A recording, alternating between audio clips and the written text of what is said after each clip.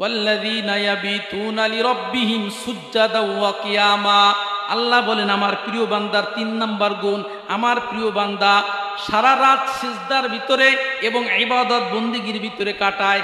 আমরা তো এশারের পর থেকে ফজর পর্যন্ত কোনো খবর নাই, একেবারে সারা রাত ঘুমের ভিতরে কেটে যায়।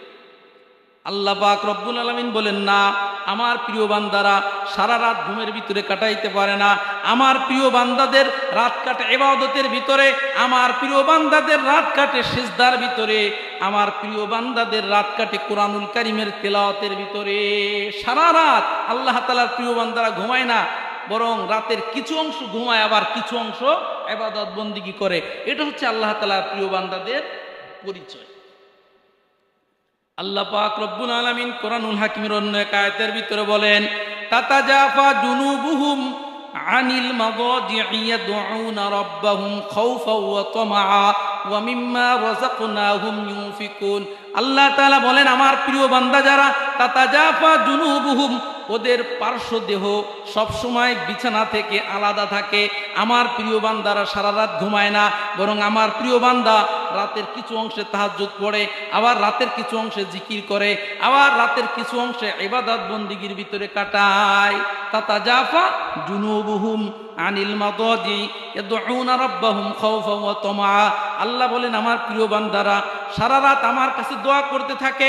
আমার প্রিয় বান্দাদের অন্তরের ভিতরে ভয় এবং আশা থাকে। মুসলমান ভাইরা আমার, শুধু ভয় হলেও চলবে না, শুধু আশা রাখলেও চলবে না। শুধু জান্নাতের আশা নিয়ে বসে রইলাম কিন্তু জান্নাতের কাজ করলাম না, এটাকেও ঈমান বলা হয় না। আল ঈমানু বাইনাল খাউফি ওয়ার রাজা। ঈমান হচ্ছে ভয় এবং আশার মাঝে। জান্নাতের আশা অন্তরের ভিতরে থাকতে হবে, জাহান্নামের ভয় অন্তরের ভিতরে থাকতে হবে। জাহান্নামের ভয়ে গুনার কাজ থেকে বিরত থাকা যায়, আবার জান্নাতের আশায় নেক আমলের স্পৃহা পয়দা হয়। এই জন্য আল ঈমানু বাইনাল খাউফি ওয়ার রাজা, ঈমান হচ্ছে ভয় এবং আশার মাঝে। জান্নাতের আশাও থাকবে, জাহান্নামের ভয়ও থাকবে। আল্লাহ পাক রব্বুল আলামিন বলেন, কানু কলিলাম মিনাল লাইলি মা ইয়াহজাউন। আল্লাহ বলেন আমার প্রিয় বান্দারা রাতে খুবই কম ঘুমায়। কানু কলিলাম মিনাল লাইলি মা ইয়াহজাউন ওয়া বিল আসহারি হুম ইস্তাগফিরুন। আল্লাহ বলেন আমার প্রিয় বান্দারা রাতে কম ঘুমায়, বরং শেষ রাত্রে সাহারির সময়, শেষ রাত্রে আমার প্রিয় বান্দারা উঠে তাহাজ্জুদ নামাজ পড়ে। আল্লাহর প্রিয় বান্দাদের 3 নাম্বার গুণ, শেষ রাত্রে উঠে কি করা? তাহাজ্জুদ নামাজ পড়া। সারা রাত শুধু ঘুমাইলে চলবে না, কিছু সময় দিতে হবে আল্লাহর ইবাদতের জন্য। তাহাজ্জুদ পড়তে হবে। মুসলমান ভাইরা আমার, এই যে যত নফল নামাজ বলেন, নফল যত ইবাদত বন্দিগি আছে তার ভিতরে সর্বশ্রেষ্ঠ আমল হচ্ছে তাহাজ্জুদ নামাজ। আল্লাহ তাআলা বলেন, ওয়া মিনাল লাইলি ফাতাহাজ্জাদ বিহি নাফিলাতাল লাক আসা আইয়াবাতাকা রাব্বুকা মাকামাম মাহমুদা। আল্লাহ বলেন ও পয়গম্বর, তাহাজ্জুদ নামাজ আপনার জন্য, আপনার উম্মতের জন্য ফরজ নয়, নফল। কি নফল? আল্লাহ তাআলা বলেন তাহাজ্জুদ নামাজ ফরজ না, তাহাজ্জুদ নামাজ নফল। তবে এর মর্যাদা এত বেশি, যারা তাহাজ্জুদ নামাজ পড়বে আল্লাহ তাআলা বলেন তাদেরকে আমি মাকামে মাহমুদ তথা জান্নাতুল ফিরদাউস দান করব। তাহলে তাহাজ্জুদ নামাজের ব্যাপারে কি আছে? জান্নাতের গ্যারান্টি আছে। আপনার আমার নবী সারা রাত কি করতেন? মুসলমান ভাইরা আমার, বুখারীর হাদিস খুলে দেখেন। ওয়ান আয়েশা রাদিয়াল্লাহু তাআলা আনহা ক্বালাত, আয়েশা সিদ্দিকা একদিন আল্লাহর নবীরে বলে, কানা রাসূলুল্লাহি সাল্লাল্লাহু আলাইহি ওয়াসাল্লামা ইয়াকুমু মিনাল লাইলি হাত্তা তাতাফাত্তারা কদামা। আল্লাহর নবী গভীর রজনীতে এত লম্বা টাইম দাঁড়িয়ে দাঁড়িয়ে নামাজ পড়তেন যে আল্লাহর নবীর পা মুবারক পর্যন্ত ফুলে যেত।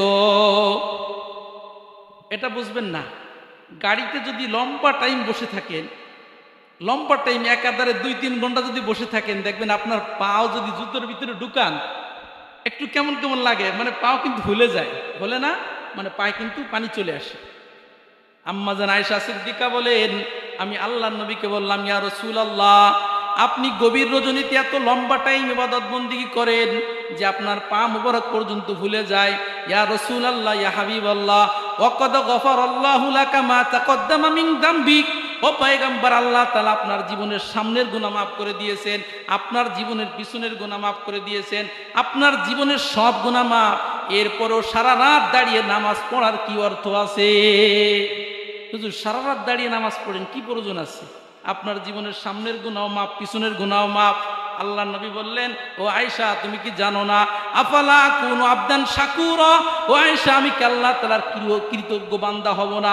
যেই আল্লাহ তাআলা আমাকে হাজারো নিয়ামত দিয়েছেন, যেই আল্লাহ আমাকে সুস্থতার নিয়ামত দিয়েছে, যেই আল্লাহ আমাকে কোটি কোটি নিয়ামতের ভিতরে লিপ্ত রেখেছেন, আমি কি ওই আল্লাহর কৃতজ্ঞতা আদায় করার জন্য কি একটু ইবাদত বন্দেগী করতে পারি না? তাহলে দেখেন আল্লাহর নবী এরকম কি করতেন, সারা রাত ইবাদত বন্দেগী করতেন। আর আমরা সারা রাত ইবাদত বন্দেগী করার কথা তো বলি না, অন্ততপক্ষে তাহাজ্জুদ নামাজটা হাদিসের ভিতরে আছে, ইশারের নামাজটা জামাত সহকারে পড়লে, ফজরের নামাজটা জামাত সহকারে পড়লে সারা রাত নফল নামাজের নেকি জমা হয়। তাহলে সারা রাত কিন্তু শুধু ঘুম হচ্ছে না, সারা রাত কিন্তু ইবাদত বন্দেগীতে কেটে যেতে যাচ্ছে। 4 নাম্বার, আল্লাহ তাআলার প্রিয় বান্দাদের 4 নাম্বার গুণ, আল্লাহ পাক রব্বুল আলামিন বলেন, ওয়াল্লাযীনা ইয়াকুলুনা রাব্বানা সরিফ আন্না আযাবা জাহান্নাম ইন্না আযাবাহা কানা গরামা। আল্লাহ পাক রব্বুল আলামিন বলেন, আমার প্রিয় বান্দাদের 4 নাম্বার গুণ, আমার প্রিয় বান্দারা জাহান্নাম থেকে আল্লাহর কাছে সব সময় আশ্রয় চায়। জাহান্নাম থেকে আশ্রয় চাইতে হবে, জাহান্নাম থেকে আল্লাহর কাছে মাপ চাইতে হবে।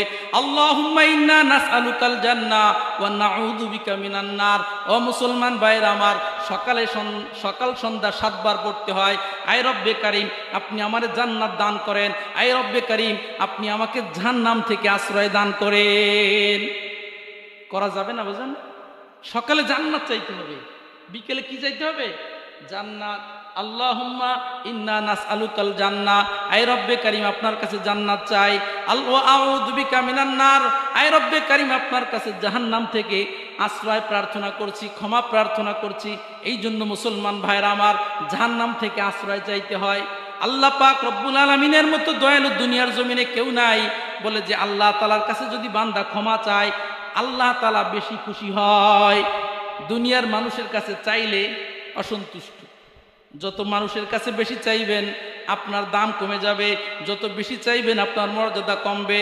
কিন্তু আল্লাহ তাআলা বলেন, বান্দারে আমি আল্লাহ তাআলার কাছে যত বেশি চাইবা তত তোমার মর্যাদা আমি আল্লাহ তাআলা বৃদ্ধি করে দিব। হাদিসের ভিতরে একটা ঘটনা আছে বাজান, এই ঘটনা শুনলে বুঝতে পারবেন যে আল্লাহর কাছে চাইলে আল্লাহ তাআলা কি পরিমাণ খুশি হয়। বুখারী শরীফের হাদিস, সর্বশেষ যাকে জাহান্নাম থেকে বের করা হবে এবং জাহান্নাম থেকে বের করে যাকে জান্নাত দেওয়া হবে, এই ব্যক্তির ঘটনা হাদিসের ভিতরে আছে। আল্লাহ পাক রব্বুল আলামিনের এক বান্দা গুনাহের কারণে যার ব্যাপারে ফয়সালা হয়ে গেছে, তোমার ঠিকানা হচ্ছে জাহান্নামের দরজার কাছে তুমি থাকবা। মানে এই মানুষটা মোটামুটি একেবারে খারাপ না, ভালো, ভালো এবং খারাপের মাঝামাঝি, মানে গুনাহ করেছে আবার নেক আমলও করছে, মোটামুটি পর্যায়ের মানুষ। এই পর্যায়ের মানুষ যে সরাসরি জান্নাতে যাওয়ার উপযুক্ত হয় নাই, আবার জাহান্নামের ফয়সালাও তার ব্যাপারে হয় নাই, বরং আল্লাহ ফয়সালা করছে তোমার আমল নামায় নেকিও আছে, গুনাহ আছে, অতএব তোমার ঠিকানা হলো তুমি জাহান্নামের দরজার কাছে থাকবা, ভিতরে তোমার যাওয়া লাগবে না। জাহান্নামে ভিতরে যাওয়া লাগবে না, বরং জাহান্নামের গেটের কাছে তুমি থাকবা। আল্লাহ পাক রব্বুল আলামিনের ফয়সালা অনুযায়ী এই বান্দা জাহান্নামের গেটের দরজার সামনে যখন দাঁড়ায় থাকবে বাজান, এই জাহান্নামের এই উত্তপ্ত আগুনের এই যে একটা তাপ, এইটা যখন ওই লোকটার চেহারায় যখন লাগবে, চেহারা ঝলসে যাবে, ওই লোকটা প্রচন্ড কান্নাকাটি করবে। এক পর্যায়ে আল্লাহ তাআলার কাছে আবদার করবে, আয় রব্বে কারীম দুনিয়ার জমিনে যতটুকু পেরেছি আপনার হুকুম আহকাম পালন করার চেষ্টা করেছি, আয় রব্বে কারীম আমি আপনার কাছে জীবনে আর কোনো আবদার করব না, আমার জীবনের একমাত্র আবদার আয় রব্বে কারীম আপনি শুধুমাত্র, আমি জাহান্নাম থেকে মুক্তি চাই না, আমার চেহারাটা শুধুমাত্র জাহান্নাম থেকে অন্যদিকে ঘুরাইয়া দেন। জাহান্নাম থেকে আমি মুক্তি চাই না, আমি জাহান্নাম থেকে মুক্তি চাই না, তবে আমি এতটুকু চাই আমার চেহারা যেন জাহান্নামের দিকে না থাকে, আমার চেহারাটা যেন অন্য দিকে থাকে, শুধু এতটুকু চাই। আল্লাহ পাক রব্বুল আলামিন ওই বান্দাকে বলবেন, আচ্ছা তুমি বলো তোমার এই আবদার যদি আমি পূর্ণ করি তাহলে দ্বিতীয় কোনো আবদার করবা কিনা? তখন ওই বান্দা বলবে, আদম সন্তান বলবে, আই রব্বে কারিম, না না, এইটাই আমার জীবনের সর্বশেষ আবদার, আমি আর কোনো আবদার জীবনে আপনার সঙ্গে করব না, শুধুমাত্র আমার চেহারাটাকে জাহান্নাম থেকে সরায় দেন।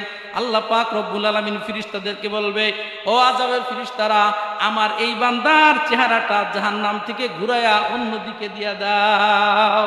সুবহানাল্লাহ। এই লোকটা কিছুক্ষণ অপেক্ষা করবে, অপেক্ষা করার পরে আল্লাহ তাআলার হাবভাব দেখবে যে আল্লাহ তাআলার মেজাজ ঠান্ডা না গরম। সব দেখে এবার আবার আল্লাহ তাআলাকে ডাক দিবে, আয় রব্বে কারিম। আল্লাহ তাআলা ওই বান্দার ডাকে সাড়া দিয়ে বলবে, কেন তুমি আমারে ডাকো? কয়, আল্লাহ তাআলা আর ছোট্ট মাত্র একটা আবদার আছে। আল্লাহ তাআলা বলেন, কি আবদার বলো? কয়, রব্বে কারিম, আমি জান্নাতে যাইতে চাই না, তবে জান্নাতের দরজার কাছে যে একটু আমি দাঁড়াইতে চাই। আল্লাহ পাক রব্বুল আলামিন বলবে, আরে তুমি না একটু আগে বললা যে তোমার কোনো আবদার নাই, তোমার জীবনের শেষ আবদার হচ্ছে তোমার চেহারা শুধুমাত্র জাহান্নাম থেকে সরাই দিতে হবে।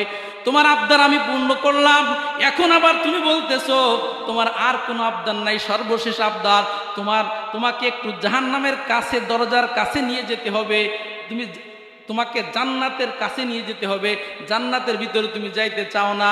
তোমার কাছে আমার একটাই প্রশ্ন, যদি তোমাকে আমি এই জান্নাতের দরজার কাছে নিয়ে যাই, তাহলে তুমি বলো আর কোনো আবদার করবা কিনা, ভিন্ন কোনো আবদার তোমার থাকবে কিনা?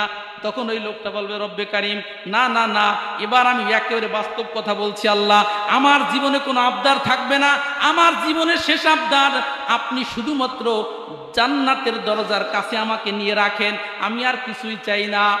আল্লাহ পাক রব্বুল আলামিন ফেরেশতাদেরকে বলবে, ও আমার ফেরেশতারা, আমার এই বান্দাকে তোমরা জাহান্নামের কাছে রাইখো না, আমার এই বান্দাকে তোমরা জান্নাতের দরজার কাছে নিয়ে যাও। আল্লাহ কতটা দয়ালু! এই বান্দা যখন জান্নাতের দরজার কাছে চলে যাবে, লম্বা টাইম অপেক্ষা করবে, আল্লাহর দিকে তাকিয়ে থাকবে যে আল্লাহ তাআলার কি ফয়সালা হয়।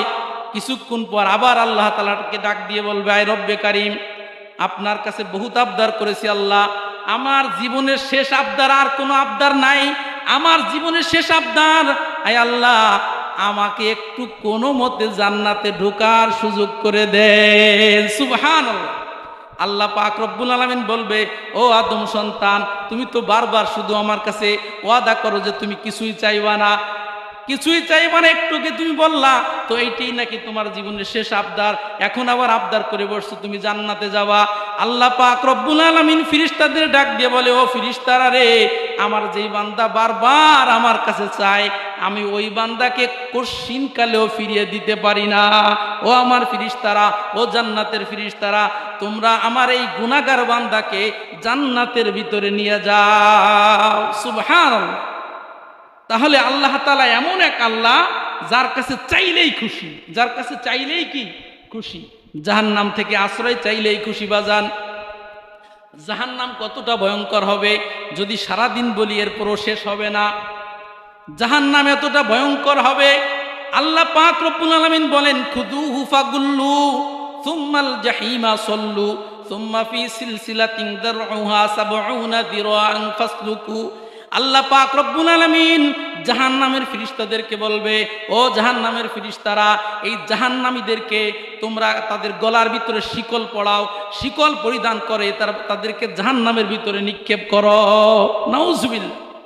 মুসলমান ভাইরা আমার, এটা কোনো বানানো কথা না, সরাসরি আল্লাহ তাআলা বলেন যে জাহান্নামীদের গলার ভিতরে যেই শিকল পরিধান করানো হবে, আল্লাহ পাক রব্বুল আলামিন বলেন ৭০ দিরাআ, এই শিকলটা হবে ৭০ হাত লম্বা, ৭০ হাত লম্বা বিশিষ্ট একটা শিকল জাহান্নামীদের গলায় ঝুলানো হবে।